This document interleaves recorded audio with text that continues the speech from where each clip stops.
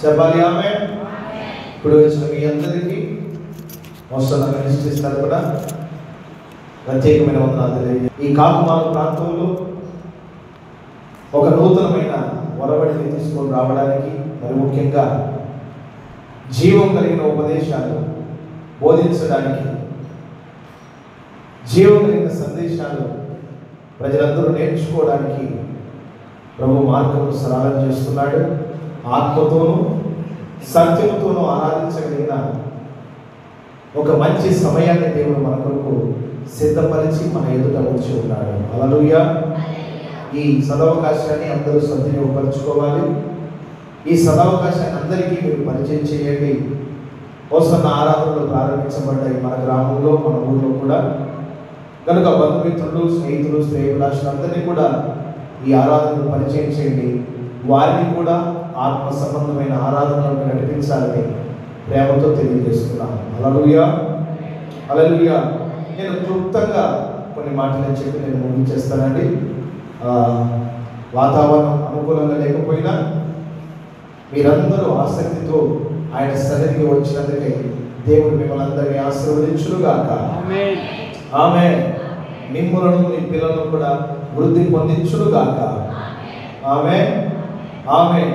చదవండి. ఈ దిన వాక్య ధ్యాన నిమిత్తమై అపోస్తలుడైన పౌలు ఫిలిప్పీలకు రాసిన పత్రిక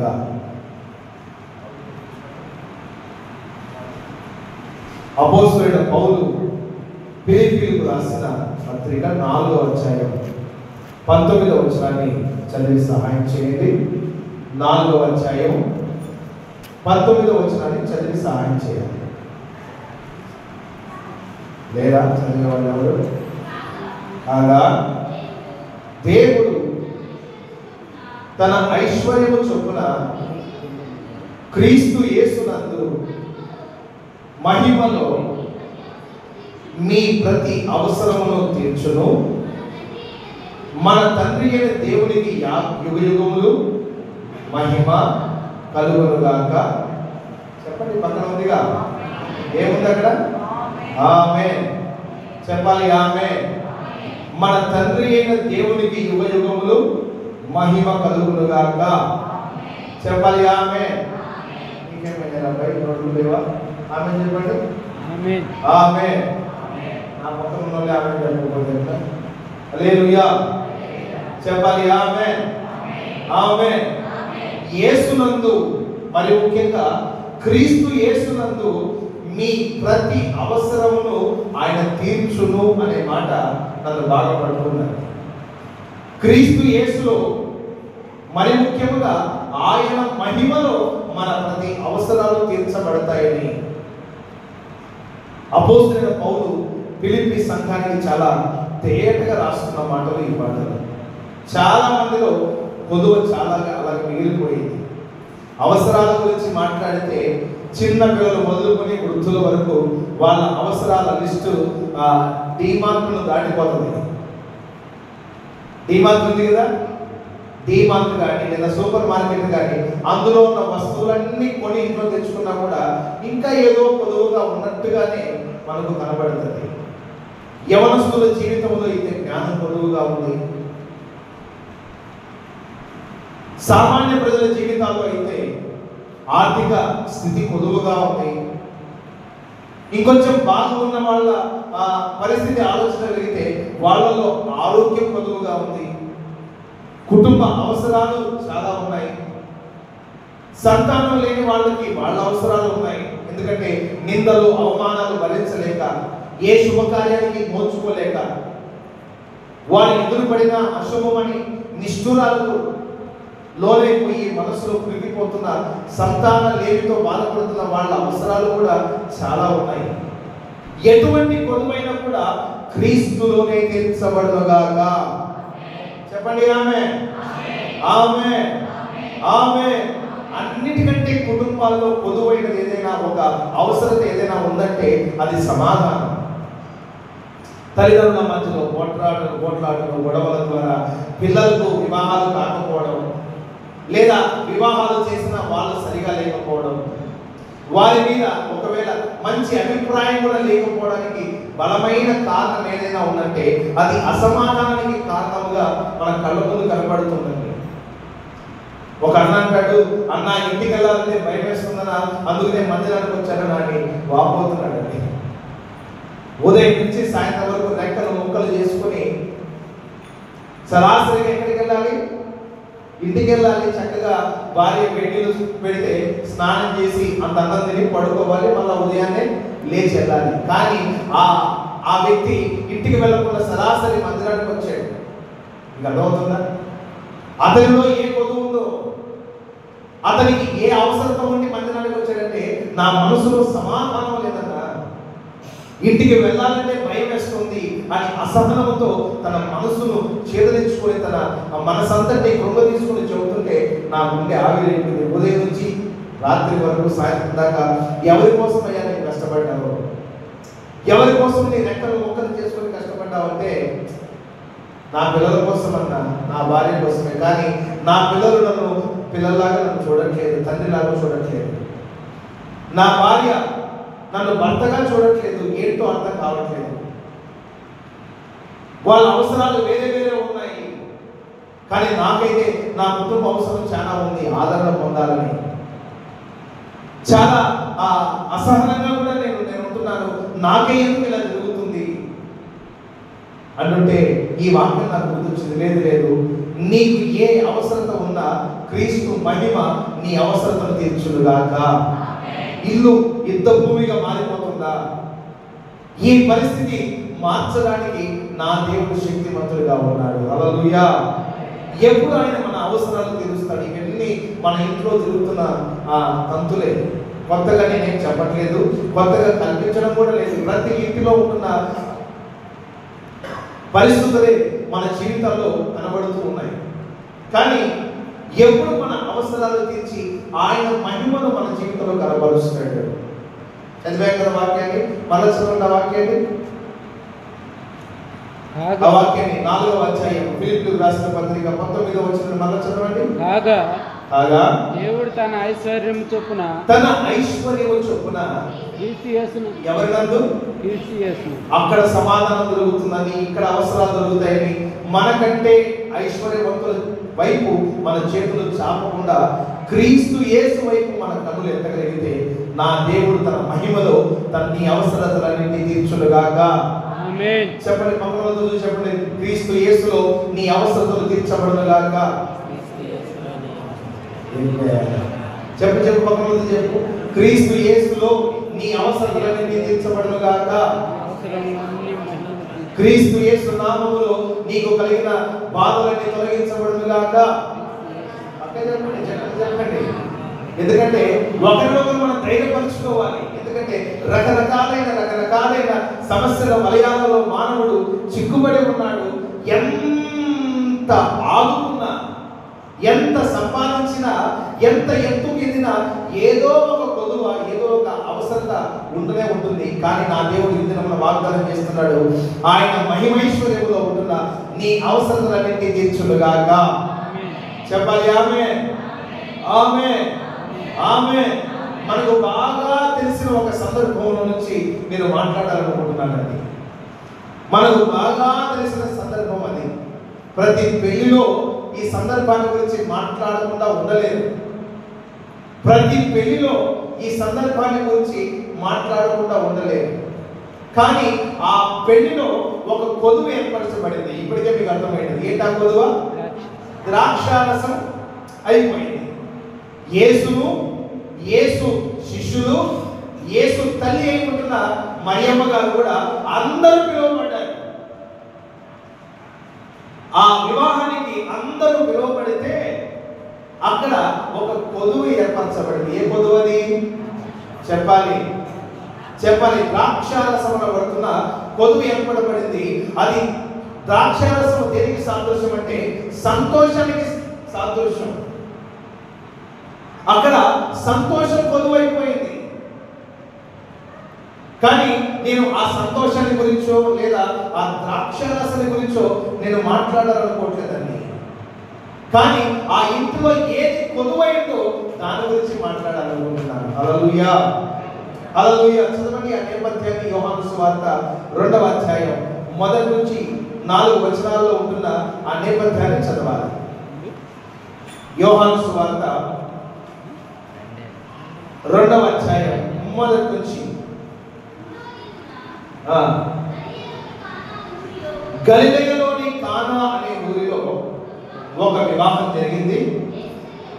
యేసు తల్లి అక్కడ ఉంది.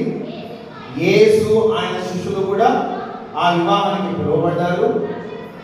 ద్రాక్షారసం అయిపోయినప్పుడు యేసు తల్లి వారికి ద్రాక్షారసం లేదని, నేను చెప్పే మాటలని మీరు జాగ్రత్తగా ఆలకించాలి, జాగ్రత్తగా చదివితేనే మీకు అర్థమవుతుంది. ఎందుకంటే రొటీన్గా చదివే మాటలే, రొటీన్గా బోధించే మాటలే కనుక ఇందులో ఒక కొత్త కోణంలో నా దేవుడు నీతో మాట్లాడను గాక. చెప్పాలి ఆమె. ద్రాక్షారసం అయిపోయినప్పుడు యేసు తల్లి ఆయనతో చెప్పగా, వారికి ద్రాక్షారసము లేదని ఆయనతో చెప్పగా చాలు చాలు. యేసు తల్లి వారికి ద్రాక్షారసము లేదని ఆయనతో చెప్పగా, ఈ మాటల్లో మీకు ఏమైనా అర్థమైందండి? ఎవరికి చెప్పింది? యేసయ్యతో చెప్పింది. ప్రియమైన దేవుని బిడ్డలారా, అక్కడ మనం బాగా గమనించగలిగితే చాలా మందికి ఏది కొదువైందో వాళ్ళకి అర్థం కాదు. నీకు బాగున్నావు కాబట్టి నేను బాగానే ఉన్నానుగా, ఏదో తక్కువైందే. కూరలో కూడా అంతే కదండి. కూర చేసేటప్పుడు కూడా ఏదో తక్కువైందంటే ఒకటి కారం అన్న తక్కువ ఉండాలి, 2 ఉప్పు అయినా తక్కువ ఉండాలి. అంత బాగానే ఉంది కానీ ఏదో తక్కువైందంటే ఆ ఏదో నువ్వు తెలుసుకోవాలి. హల్లెలూయా, హల్లెలూయా. చూడండి, అక్కడ మనకు ఆ సందర్భాన్ని బాగా గమనించగలిగితే యేసయ్య ఉన్నాడు, యేసు శిష్యులు ఉన్నారు, విందు ప్రధాని ఉన్నారు, పెళ్లి కొడుకు పెళ్లి కూతురు ఉన్నారు, అందరూ ఉన్నారు. సంతోషిస్తూ ఉన్నప్పుడు అక్కడ ఉంటున్న ఏది కొదువై ఉందో అది మరియమ్మ గుర్తించింది. హల్లెలూయా, హల్లెలూయా. ప్రియమైన దేవుని బిడ్డలారా, దీన్ని మన నిజ జీవితానికి ఆపాదించుకోగలిగితే, ఇది మన నిజ జీవితానికి ఆపాదించుకోగలిగితే మన జీవితంలో ఏది కొదువై ఉందో మనము గుర్తించగలగాలి. మన ఇంటిలో ఏది కొదువై ఉందో మొదటగా మనము తెలుసుకోవాలి. అందుకనే మరియమ్మ తెలుసుకొని మొట్టమొదటిగా ఎవరికి చెప్పిందంటే, ఆయన చెప్పింది ద్రాక్షారసం అయిపోయింది, సంతోషం కరువైపోయింది, సమాధానం కొలువైపోయింది, నా జీవితంలో ఆరోగ్యం కొలువైపోయింది, భార్యాభర్తల మధ్యలో సమాధానం కొలువైపోయింది, కుటుంబాల మధ్యలో ప్రేమ అనురాగాలు కరువైపోయాయని నీవు గుర్తించిన ఆ నాడే నీకేంటి కావాలో, నీకేం కావాలో అది తేటగా ప్రభువుని అడగగలుగుతాం. హల్లెలూయా, హల్లెలూయా. సమస్య ఏదో తెలుసుకొని మౌనం ఉండడం కాదండి, అది తెలియచేయనివ్వాలి. ఏదైనా సమస్య వచ్చిందనుకో చాలా మంది కప్పెడతారండి. నిజమే, సంగతి దాచువాడు మేలు కలుగు చేస్తాడని. అది ఏమి సమస్య నీవు తెలుసుకోగలిగిన ఆ పరిమాణపు జ్ఞానం నీ జీవితంలో పరిపూర్ణంగా నీవు పొందుకోవాలి. పరువు ప్రతిష్ట అని ఆ దినమున మరియమ్మ ఆలోచించితే అక్కడ అద్భుతం జరిగేదినా? చెప్పండి. అయిపోయిందని మౌనంగా ఉండింటే ఆ కానా విందులో అద్భుతం జరిగేదా? చెప్పండి. ఆమె పరువును చూసుకోలేదు, ప్రతిష్టత చూసుకోలేదు. ఏది కొదువై ఉందో అది యేసయ్యకు మొదటగా చెప్పేది. గట్టిగా చెప్పండి, హుషారుగా హుషారుగా. మన దగ్గర ఏమో ఉన్నాయో కూడా తెలుసుకోగలగాలండి. మనకు ఏమి కొదువై ఉందో కూడా తెలుసుకోగలగాలి. నేను బాగానే ఉన్నాను, నేను బాగానే ఉన్నాను, అంత బాగానే ఉన్నానుకున్నాను, ఇంత నష్టం జరుగుతుందని నేను అనుకోలేదు అంటే అనుకోవాలి. మరి ప్రతి జీవితంలో ఏదో ఒక కొదువు ఉందని మానవుడు కొదువగానే జీవించగలుగుతున్నాడు, కొదువగానే మరణించగలుగుతున్నాడు. సమస్య ఏదో నువ్వు తెలుసుకోగలిగిన జ్ఞానాన్ని పరిశుద్ధాత్ముడు నీకు దయచేయుగాక. దాని పరువు ప్రతిష్టతని నీవు దాచిపెట్టి మొరగబెట్టావనుకో, ఆలోచిస్తూ కూర్చుంటే నీ జీవితంలో అద్భుతం జరగదు. నీకు ఏది కావాలో, నీకు ఏది పొదువై ఉందో అది దేవుడికి చెప్పగలిగితే నా దేవుడు తన మహిమైశ్వరంలో ఆయన నీకు తీర్చునుగాక.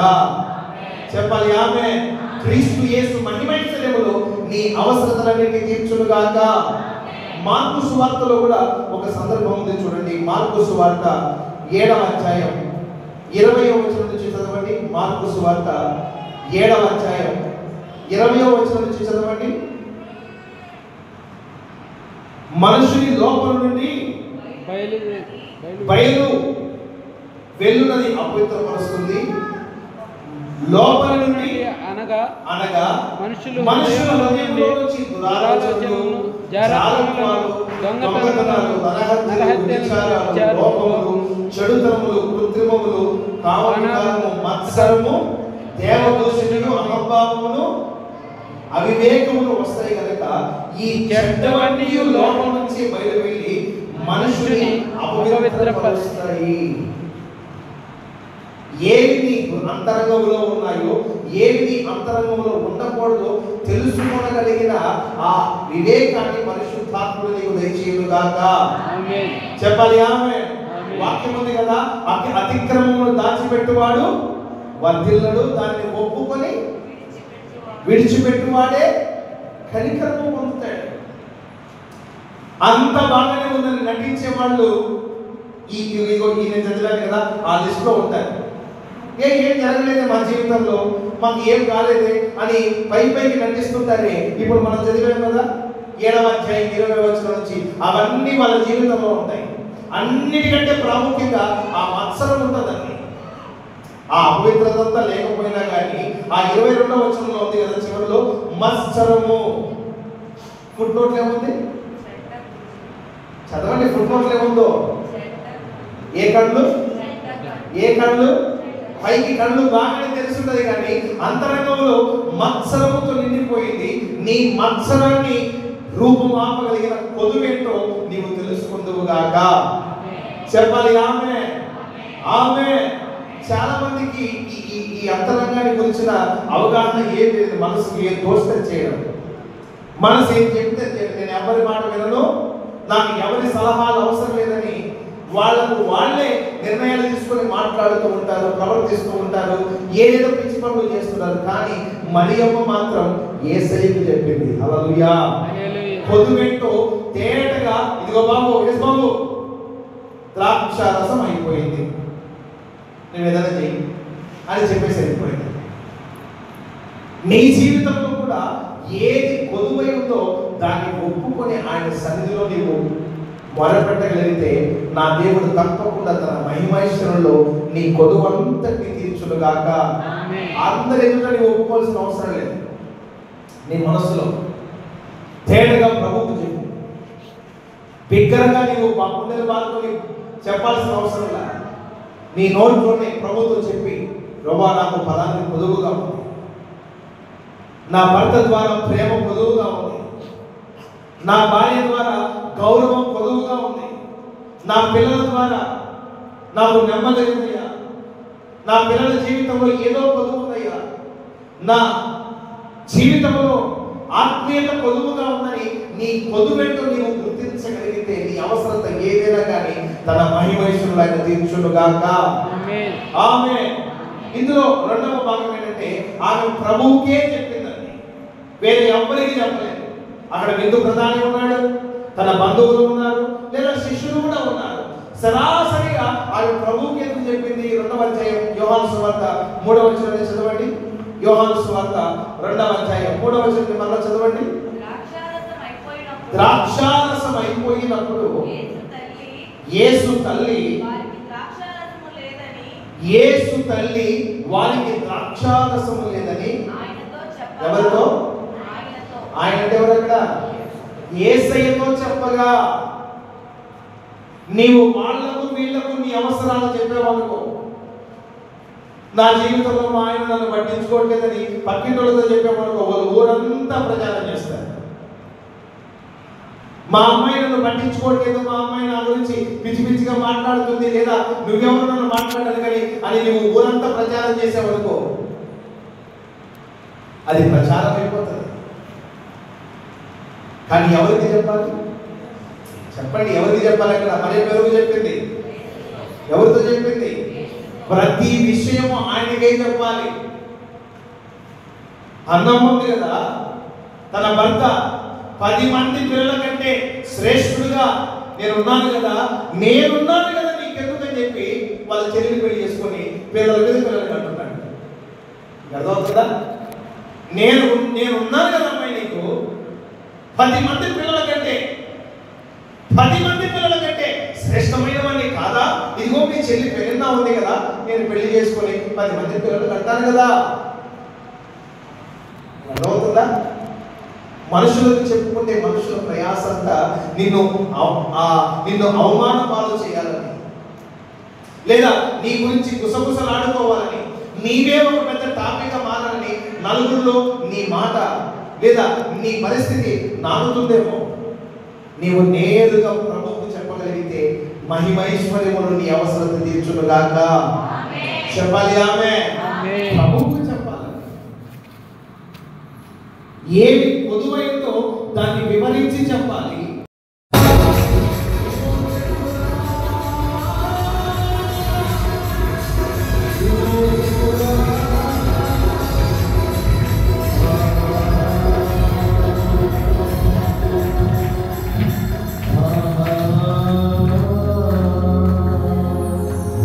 మమతలూరించే వారెవరు లేరని, నిరాశల చెరపి విడిపించిన నిన్ను స్తుతించకుండా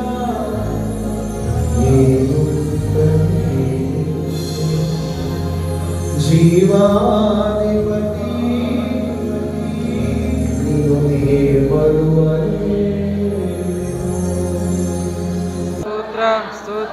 స్తోత్రం. ఈ కాకుమాలో ఉంటున్న సంఘమంతటిని దేవుడు దీవించడానికి స్తోత్రం చెల్లిద్దాం. ఈ ప్రాంతంలో మనకు విలువైన విశ్వాసాలు ఇచ్చినందుకు స్తోత్రం చెల్లిద్దాం. స్తోత్రం. తండ్రి, కుమార, పరిశుద్ధాత్మ దేవుడు మన మధ్యలో సంచరించి మనకు విమోచకుడిగా, మన ఆదరణకర్తగా, మనకు సహాయకర్తగా, మన అవసరములు తీర్చే దేవునిగా మన మధ్యలో సంచరించినందుకు స్తోత్రం చెల్లిద్దాం.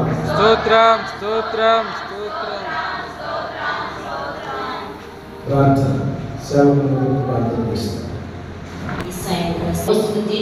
ప్రార్థనలో వాక్యం విని తండ్రి యేసే నా అవసరం తీర్చబడుతుందని ఎవరైతే నమ్మి ఉన్నారో ద్రాక్షరసం అయిపోయిన వెంటనే నా తండ్రి మరలా నా దేవా మీరు కార్యం చేసిన దేవుడివి. ఈ బిడ్డ కుటుంబాలలో ప్రభా ఏ కొరతో శక్తికి వచ్చి ఉన్నారు ప్రభా, ఉద్యోగాలు, వ్యాపారాలు, చేతి పనులు, సంతానం నా తండ్రి ప్రతి అవసరతను ఈ క్షణమందే మీ మహిమైశ్వర్యంలో తీర్చునుగాక. మీరు మాత్రమే తండ్రి ప్రతి వారిని ఆశీర్వదించి బలపరిచి నీకు మహిమ తెచ్చుకున్నామని దేవా త్వరగా రానై ఉన్నారు. యేసయ్యా నీ కృపలో ప్రతి వారు నా తండ్రి ప్రభా నీ కృపలోనే వర్ధిల్లాలి, నీలో పరవశించాలి, నీలో స్థిరపరచబడాలి తండ్రి. నీకు స్తోత్రములు తండ్రి. ఇంతవరకు నా తండ్రి ఈ ఆరాధన మహిమకరము దీవెనగా జరిగింపజేస్తున్నారు. ఈ కాకుమని ప్రాంతంలో చక్కటి మందిరం కట్టబడాలి. యేసయ్యా మీరు మాత్రమే మా అవసరతలు ఎరిగిన దేవుడు. యేసయ్యా మేము ప్రార్థన చేస్తున్నాము, సేవకులుగా, విశ్వాసులుగా త్వరలోనే మీరు కార్యం చేస్తున్న నమ్ముతున్నాము తండ్రి. మీ మహిమైశ్వర్యంలో సర్వ సమృద్ధిని ప్రభా మందిరం కట్టడానికి సహాయం చేసే దేవుడిగా ఉన్నందుకు మేము నమ్ముతున్నాము. ఆమేన్. మా తండ్రి అయిన దేవుని ప్రేమ, కుమారుడైన యేసు క్రీస్తు కృప, పరిశుద్ధాత్మ దేవుని సహవాసం ఇప్పుడు ఎల్లప్పుడూ మనతోనూ సకల పడి పరిశుద్ధులతోనూ ప్రతి అవసరతలు తీర్చబడాలని తీర్మానం చేసుకున్న వారందరితోనూ ఈ కాకుమాను సంఘంతోనూ దేవుని కృప సదాకాలంతో నడిపించును గాక. చెప్పాలి ఆమేన్. హల్లెలూయా. హల్లెలూయా.